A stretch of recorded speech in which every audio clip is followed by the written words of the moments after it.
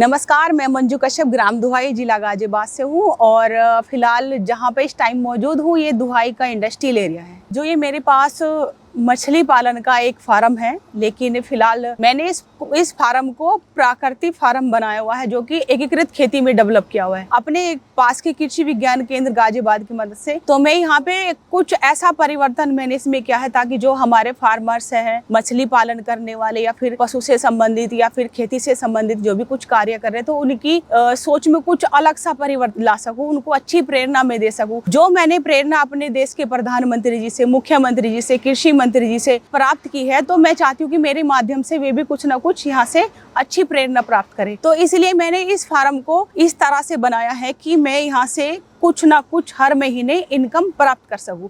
जैसे कि मेरे पास मछली पालन, तो मछली पालन के साथ में मुर्गी पालन भी करती हूँ, सब्जी की खेती भी करती हूँ, फल की खेती भी करती हूँ और साथ में सिंगाड़े की खेती भी करती हूँ। और मेरे पास बत्तख पालन का ये स्ट्रक्चर जो इधर साइड मैंने बनाया हुआ है वो भी है, यानी कि बत्तख पालन भी करती हूँ। जैसे कि हमारे देश के प्रधानमंत्री जी चाहते हैं कि मेरे किसान कम लागत में ज्यादा आय प्राप्त करें, तो उसी बात को मैंने ध्यान में रखते हुए अपने केवीके गाजियाबाद से एक ट्रेनिंग ली है। वहाँ पे ट्रेनिंग प्रधानमंत्री कौशल विकास योजना के तहत ट्रेनिंग चलती है, जो कि मैं हर एक ट्रेनिंग को सीखने के लिए वहाँ पे जाती हूँ। तो उनके अच्छे नव विचारों को मैंने प्राप्त किया है, उसी को ध्यान में रखते हुए मैंने ये मॉडल IFS मॉडल डेवलप किया है जो कि कम लागत में ज्यादा आय प्राप्त मुझे करा सकता है। वो ये रीजन है कि जैसे कि मेरे पास पोल्ट्री फार्म है, जैसे कि इनका जो वेस्ट होता है, बीट होता है, तो मैं फीड के रूप में मछली के लिए इस्तेमाल कर सकती हूँ। तो उससे हमें दो फायदे हो सकते हैं, जैसे कि मुर्गी पालन से हमें आय प्राप्त हो जाएगी और हमें मछली के लिए खाना बाहर से खरीदने की जरूरत भी नहीं पड़ेगी। अब ऐसी ही मेरे पास सिंगाड़े की खेती है, तो सिंगाड़े की खेती सिर्फ 2 महीने की होती है मात्र, लेकिन जैसे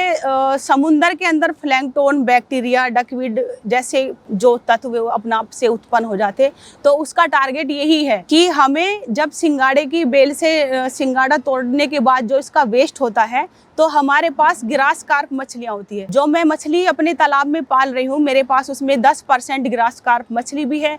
तो उसके लिए मेरे पास यहाँ से सिंगाड़ों के वेस्ट से प्लैंकटन, बैक्टीरिया, यानी कि 2-2.5 महीने का ऐसे ही बिना खर्च करे खाना प्राप्त हो जाता है। और जैसे अब मेरे पास ये फल की खेती है, फल मेरे पास यहाँ पे करीब 200 पेड़ अमरूद के हैं जो कि मार्केट के अनुसार है, और ये तालाब पे ही है। ये कोई मैंने अलग नहीं कर रखा, ये मैंने उस जमीन पे किया हुआ है जो तालाब की वेस्ट जमीन हमारे फार्मर्स ऐसी ही छोड़ देते हैं। अगर हम उसमें कुछ ना कुछ उगाते रहे तो समय के अनुसार हम उससे भी कुछ ना कुछ आय प्राप्त कर सकते हैं। तो इसलिए जो सिंचाई का पानी होता है तो मैं तालाब का ही यूज करती हूँ, तो मुझे पेड़ पौधों में ज्यादातर खाद देने की जरूरत नहीं पड़ती, क्योंकि उसमें ऑटोमेटिक ही इतना खाद के रूप में पानी होता है कि हमारे पेड़ की अच्छी ग्रोथ होती है और फल भी साफ सुथरा, यानी कि बिना कीटनाशक होता है। तो इसी तरह से जो हमारी और भी वेस्ट जमीन तालाब के ऊपर की पग होती है वे पड़ी रहती है, तो हम सीजन के अकॉर्डिंग उस पे सब्जियां उगाते हैं। मैंने पहले यहाँ पे फूल गोभी उगाई थी, जो इसका वेस्ट था, यानी कि जो पत्ते थे, तो वो मैंने अपनी मुर्गी पालन के लिए, मछली पालन के लिए उसमें यूज करा। और जो उसका फूल था, जो गोभी का फूल था, तो मैंने मार्केट में सप्लाई करा, जो कि मुझे करीब 65,000 का फायदा मिला। यानी कि मेरा अपने फार्मर्सों से यही कहना है कि अगर कोई कार्य अगर कर ही रहे हो तो अच्छी तरह से कीजिए। जैसे कि दिन रात अभी कृषि मंत्री जी भी तालाब में घुस करके, बताओ कौन ऐसा मंत्री है कि तालाब में घुस रहा है, उसके बावजूद अपने किसानों को अच्छी प्रेरणा देने के लिए, उनका मनोबल बढ़ाने के लिए। कभी किसी देखा कोई छोटा नेता तो घुसता नहीं, लेकिन केंद्रीय मंत्री जो 4 बार मुख्यमंत्री मध्य प्रदेश के रह चुके हैं, वो इंसान खुद तालाब में घुस के अपने किसानों का मनोबल बढ़ा रहा है। उनके किसान कैसे खुश हो सकते हैं, उनका कैसे हौसला बढ़ सकता है, तो वो सब दर्शाने की कोशिश करे। अगर इतना सब कुछ देखने के बावजूद भी अगर हमारा किसान नहीं समझ पा रहा, तो शायद नहीं, मुझे कहना चाहिए उनसे ज्यादा मूर्ख कोई नहीं होगा। हमारे अभी मुख्यमंत्री जी ने भी बहुत सारी योजनाएं तालाब से संबंधित निकाली है, जैसे कि मुख्यमंत्री मत्स्य संपदा योजना है, महिलाओं के लिए 60%, पुरुषों के लिए 40% सब्सिडी है। तालाब के सौंदर्यकरण करने के लिए 1 हेक्टेयर पे 1,60,000 हमें सब्सिडी मिलती है। इसी तरह से केंद्र सरकार की भी बहुत सारी योजनाएं हैं, जैसे कि प्रधानमंत्री मत्स्य संपदा योजना की मेरी एक योजना पास हुई थी जो कि 10 लाख की थी, उसमें मुझे 60% सब्सिडी मिली है। इस तरह की योजनाएं हैं जब हमारा छोटा किसान बैंक से लोन लेने में असमर्थ होता है या फिर बैंक उसको लोन नहीं दे पाता बिना किसी गारंटी के, क्योंकि छोटे किसानों के पास इतनी प्रॉपर्टी या फिर इतने गारंटी गारंटर तो होते नहीं, कोई इनकी गारंटी ले सके या फिर किसान बैंक लोन दे सके। तो उस टाइम पे किसान को आगे बढ़ाने के लिए ये योजना ही काम आती है। मेरे पास कोई अपनी भूमि नहीं थी, इतना बजट नहीं था कि मैं किसी भी तरह से कोई भी कार्य कर सकूं।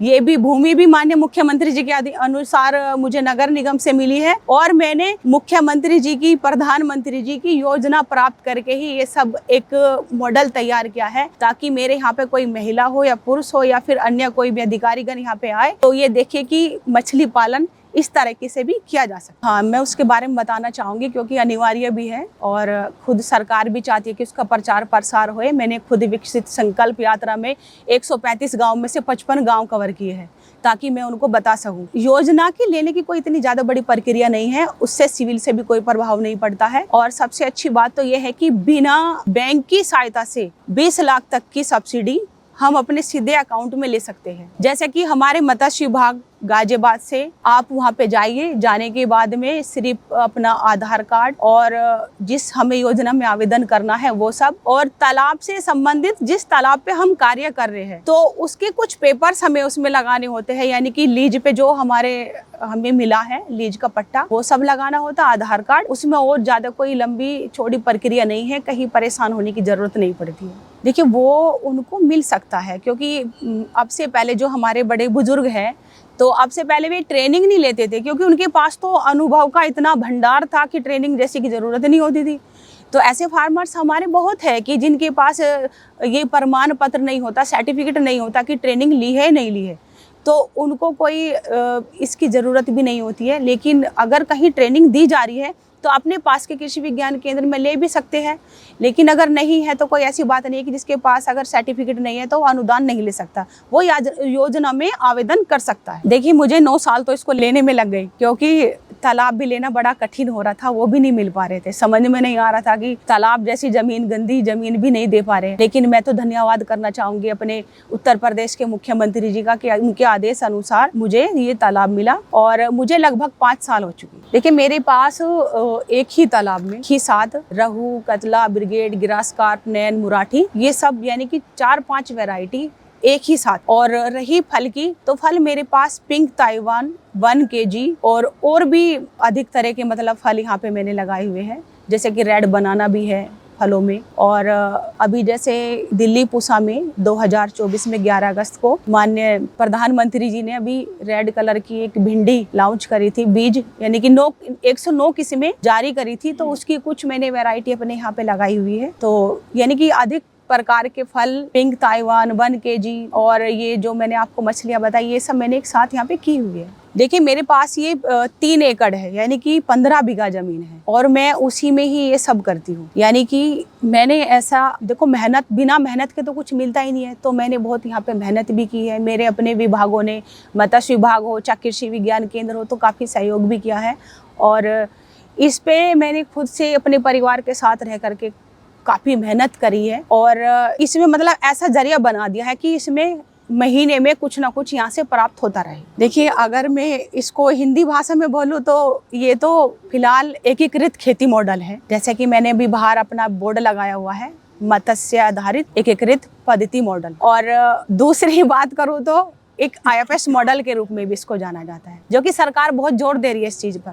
देखिए मैंने को बनाने का सही तरह से कि ताकि इससे जो भी कोई बाहर का यहाँ पे आए तो अच्छी प्रेरणा ले सके। मेरा गाजियाबाद के अंदर 4 ब्लॉक आते हैं, तो 4 ब्लॉक की जो भी मतलब समूह सहायता हो या सखी सहायता हो तो यहाँ पे विजिट करने के लिए आते हैं। और फिर जैसे कि हमारे कुछ फौजी भाई, जैसे कि रक्षा मंत्रालय से अभी 30 कर्नल, मेजर, सूबेदार, वो यहाँ पे ट्रेनिंग विजिट के लिए आए। यहाँ पे अभी भारत के सभी राज्यों से वैज्ञानिक महिला यहाँ पे 42 आई। गन्ना विभाग के 6 जिलों से इंस्पेक्टर यहाँ पे विजिट के लिए आए। यानी कि यहाँ पे अगर कोई आसपास विजिट होनी होती है तो यहाँ पे हर हाल में होती है। देखिए पहला सम्मान तो मैं अपने कृषि विज्ञान केंद्र से मैंने प्राप्त किया और वहाँ से जब मुझे मान सम्मान मिला तो मेरे और मन में इच्छा बढ़ी कि मैं इससे बड़ा और मान सम्मान प्राप्त करूँ। तो मैंने अपने कृषि विज्ञान केंद्र से मान सम्मान प्राप्त किया है, अपने जिला स्तर DM साहब से भी, विधायक से भी और अपने मंडल से भी, यूनिवर्सिटी मेरठ मंडल से राज्य अवार्ड भी मुझे प्राप्त है। और